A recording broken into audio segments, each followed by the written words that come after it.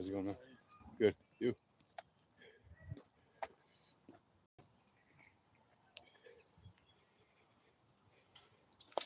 Folks, I got some crazy news to update you. Just give me a little while. There we go.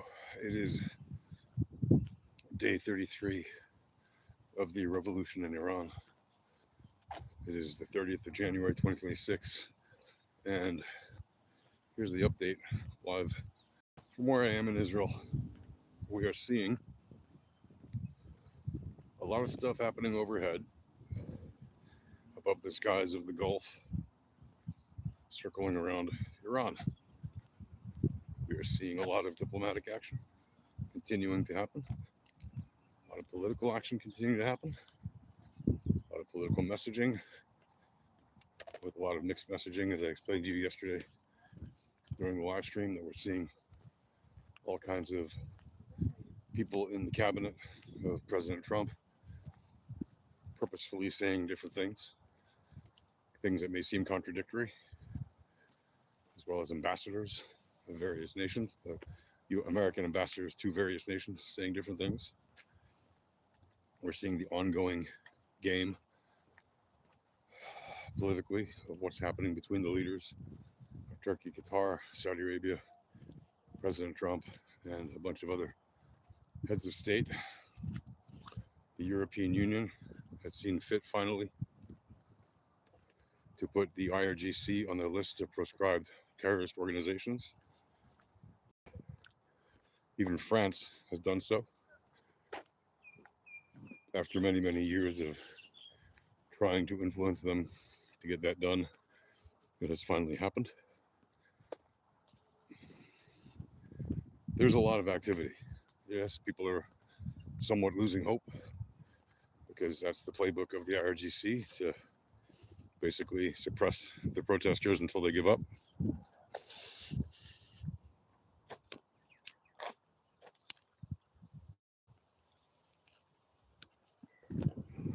And anyone who's been following me throughout this revolution and before knows very well I've been saying that's exactly what they would do to quell any kind of uprising. And that's exactly what we're seeing. So it should be no surprise to you. Hey, I see you. Go ahead and like and subscribe if you would. Really appreciate it. Thanks. Are there reasons to be skeptical that this is all just a big bluff and that President Trump, if he gets a deal with Iran to disarm their nukes permanently, we'll just call it all off? Or even if he doesn't get that deal, to just make this a big bluff in exchange for something that he wants that we don't even know about? It's possible. But the probability is there will be some kind of kinetic action. Why? Well, because you don't move around this many assets for no reason. You don't make such preparations for nothing. Right? They could have moved a quarter as much, and that would have been enough to say, hey, we're serious. Because no president has ever done even that as a signal to Iran that we are coming to change the regime. No president has ever said it's time for regime change in Iran. No president has said help is on the way. No president has said if we see evidence of the IRGC and the dictatorship killing innocent people in Iran, that we will do something. And he has definitely seen the fact that many thousands of people in Iran have been slaughtered for just simply voicing their opinions that they want regime change. And he has seen the fact that the IRGC have been forcing people to lie about the circumstances of the death of their family, their loved ones, to lie and say, no, they were killed by terrorists who are against the regime, when it's in fact the regime itself, which is a bunch of terrorists. We've also seen Prince Shah Reza, or Shah Reza Pahlavi, whatever he goes by, say multiple times to the people that something is going to happen. Now, of course, he's not the president. He doesn't actually have the power or the authority to actually make anything happen. But he probably wouldn't make such a pronouncement if he didn't have some kind of assurance from Trump that something is going to happen. What is that something? We don't know. But he has said that he will be in Tehran soon. And a lot of people who are Iranian in Iran and outside of Iran are hoping that it's more than just bluster and that, he's true to his word and that people will soon see him arrive in Iran. As I said before, soon is a very subjective word, because even if the Ayatollah was overthrown today, the probability of the Shah returning tomorrow is very unlikely, just because of security circumstances. I know there's people who've been saying, watch out for the 1st of February, because that's when the Ayatollah came to power. So symbolically, it would be, kind of like closing a circle if the Shah were to return on the 1st of February. That's 2 days from now. It is extremely improbable that will happen. But, nothing's impossible, but it's just extremely unlikely, because you would not want to put Pahlavi in a position where he's in Iran, even with the best of protection, 2 days from now, even if the Ayatollah, as I said, was overthrown tonight or today, which would be wonderful if it happened. But realistically, to keep the potential Shah safe, you wouldn't put him in that kind of a risky situation. Think about it. There's way too many people who would love nothing more than to attack him if he were to return. So even with the best of protection, you wouldn't do that. But we are seeing, again, like I said, a lot of diplomatic and political action happening. See your message here. What does it say? What am I doing? I'm doing a walk and talk, where I am walking and talking. So yeah, if you want to support my channel to help me get my words out to more people, because I am somebody who's been studying and writing and publishing books and articles and videos, doing media stuff for decades about the Middle East and Iran, and it is something that I know significantly about. So I'm happy to share my knowledge and my analysis with people here. So please, if you would, like and subscribe. This also plays into what's happening, as I said, with Israel. And I promised you guys yesterday I'd do more to explain the connection, right? Obviously, we know that Iran funds a lot of terrorist organizations across the world, including obviously Hamas and the Hezbollah and the Houthis, all of which are direct threats to Israel. They've also been funding other terrorist organizations, Boko Haram, Islamic State, and many others. Right? Just to name a handful of them. Right now, in Gaza, there are no more hostages to be found. All of the hostages, dead and alive, have been returned to Israel. The Hamas now has basically one option: disarm or get bent. And by get bent, I mean get destroyed. That is, in theory, what is on the table. But you have people on the so-called peace board of Trump that people are paying to join, or some are not. As I've explained, it's a bit of a cash grab for the American administration under Trump, because everybody who joins without paying is only on there for 3 years, which conveniently is the amount of time that Trump has left as president. After that, whoever's president next, if it's not somebody who's very Trumpian, will probably disband that board. And people who are paying for the permanent seat, you have to wonder why. What are they getting out of it?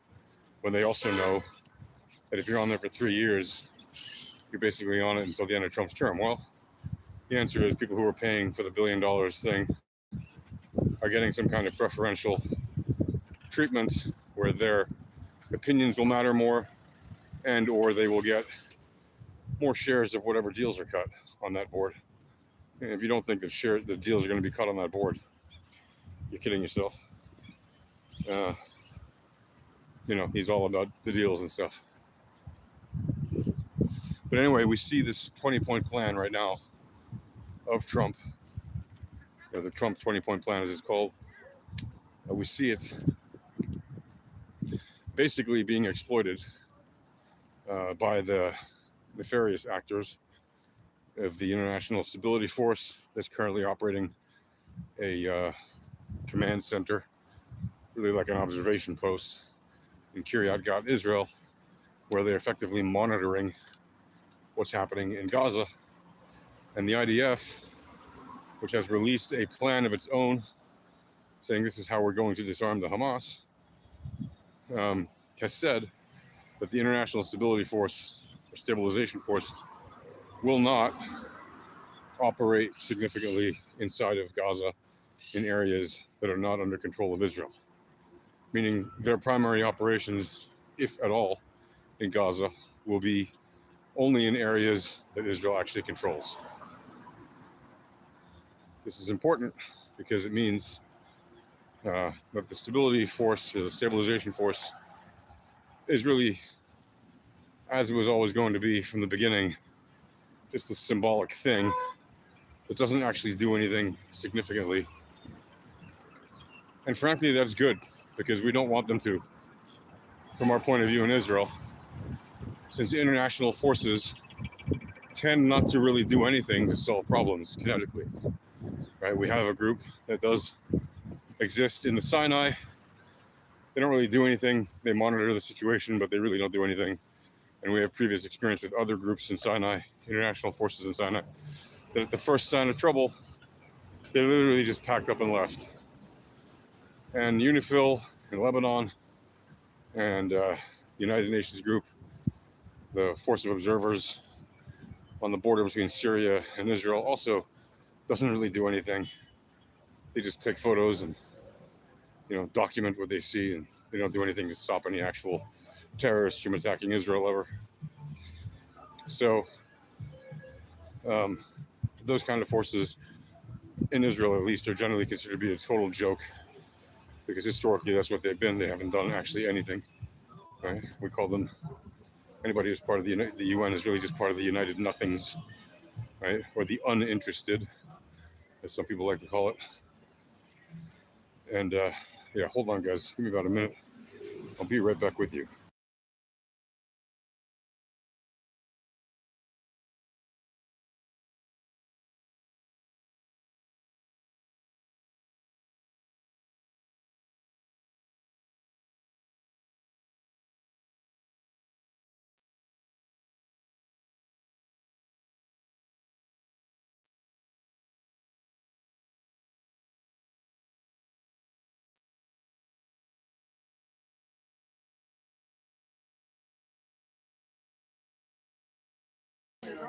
All right, I'm back with you. So it is very unlikely that we will see any kind of action from the Stabilization Force to actually combat or disarm the Hamas in any significant way.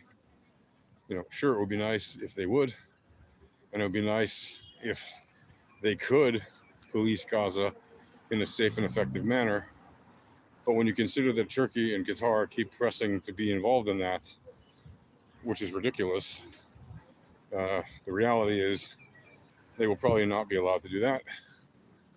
And again, that's because Turkey and Qatar, among others, have literally been part and parcel of the survival and, thriving, if you want to call it, of Hamas throughout the decades. And you can tell me, well, Israel enabled Qatar's payments to Hamas. Sure. Yes, they did, because they thought that they were enabling them to basically make sure that the civil infrastructure of the Hamas was operating so the people of Gaza could have some kind of life, like infrastructure for pipes, salaries, sewage management, sanitation, education, whatever. But nevertheless, had we known, had Israel been fully aware of the scale of the operations and the infrastructure for terror that the Hamas is building, they would surely have cut that off, years before October 7th happened. But unfortunately, that's not what happened, because they kept falling for the lie that the Hamas was actually just building, slowly for their infrastructure, for housing, etc.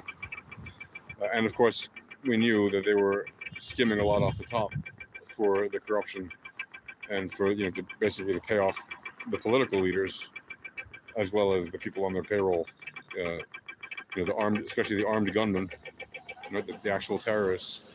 They were paying them quite a lot of money, but it was nothing compared to what they paid to build the entire network of tunnels that they obviously dug and built for decades. And they didn't build one single shelter. So again, this all comes back to Qatari money and also Iranian money, which also paid for the Hamas to do these things, which is why it's important for the dictatorship in Iran to fall. Because if you cut off that purse, yes, it will not reduce the funding to all these groups I've named to zero, because they have funding from other sources, including their own criminal activity in other places and locally. But it will make a significant dent. And in certain groups, it will make a very significant dent. In fact, it'll be most of their funding. And not just most of their funding, but most of their most dangerous weapons that they're currently using to attack various targets. For example, the Houthis pretty much use drones and ballistic missiles supplied by Iran, and also sometimes supplied indirectly or even directly by Russia. Pardon me. So the Houthis' arsenal to attack Israel would basically fall off to practically zero unless the Russians start ramping up their delivery of weapons to Yemen directly. And if they did that, it would probably not be good for Russia's relations with Israel, which are tenuous at best, and Israel maintains those relations for necessity.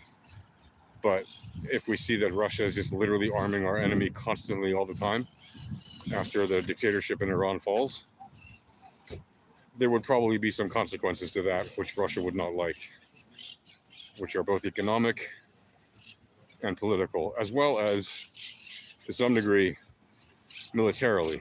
For example, if the Iranian dictatorship is gone after some time, when there are some reassurances that any new government in Iran would be, anti-dictatorship and pro-democracy in some way, whether it's a constitutional monarchy or a republic, there would almost certainly be a reassessment and a reprioritization and a reallocation of assets that Israel could make, which would very much free up a lot of assets Israel currently uses for defense against Iran to be focused on other theaters.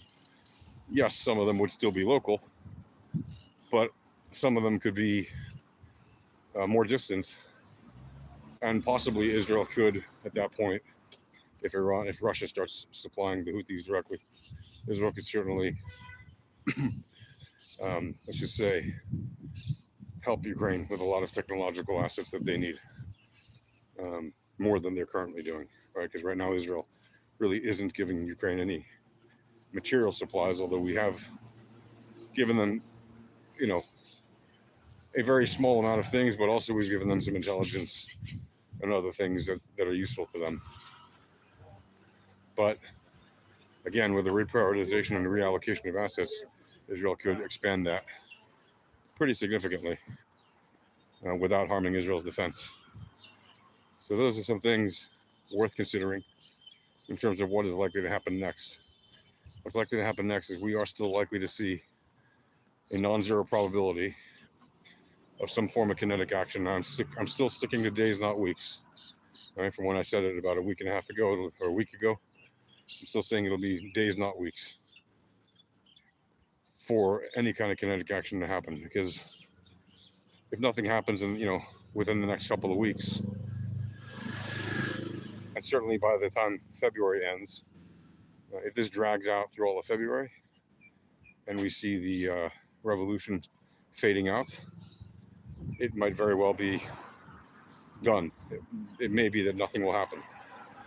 And that would be a tremendous disaster, in my opinion, for peace and stability in the region. Not that all things will be perfect and there will be peace throughout the world if the Iranian dictatorship falls. Of course not.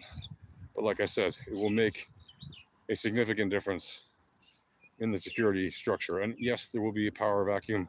And yes, people will vie for power. And yes, there will be conflict throughout Iran between different groups vying for power. But there's a very high probability that it will increase peace and stability probably within a few months, maybe less time.